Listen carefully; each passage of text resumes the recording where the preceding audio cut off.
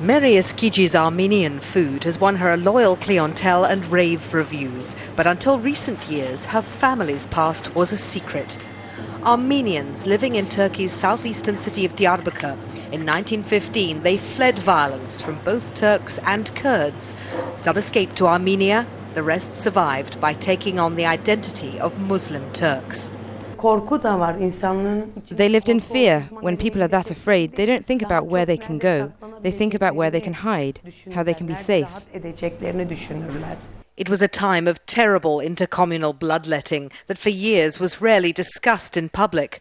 Only recently have Turkish Armenians felt confident enough to speak out.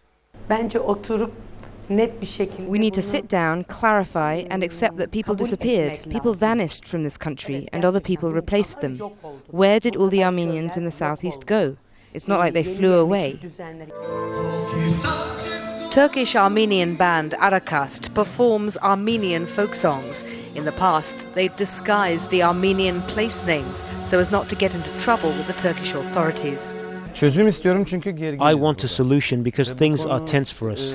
As long as 1915 continues to be debated, and it's right that it should be, but argued over and not resolved, it really makes me sad. 3 years ago, leading Turkish Armenian journalist and peace activist Hrant Dink was gunned down outside the offices of his newspaper Agos. Dink was outspoken about the need for Turkey to face its history with its Armenian community. His murder was widely condemned by many here. Dink's death made many Turkish Armenians feel they could no longer stay silent. And since last October, they've been encouraged by Turkey and Armenia's diplomatic efforts to end their mutual hostility. But that process this week ground to a halt. Many Turkish Armenians are worried and disappointed that the dialogue between the two neighbours appears to have stalled. For them, any public discussion is helpful in bringing all people in Turkey to a better understanding of what happened in the past. For Turkey's remaining 50,000 Armenian citizens, the political process remains remote and opaque.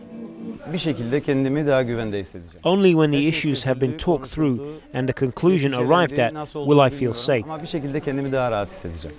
But at least in 2010, Armenians are no longer hiding their culture in Turkey. That, they say, is something that cannot be reversed. Anita McNaught, Al Jazeera, Istanbul.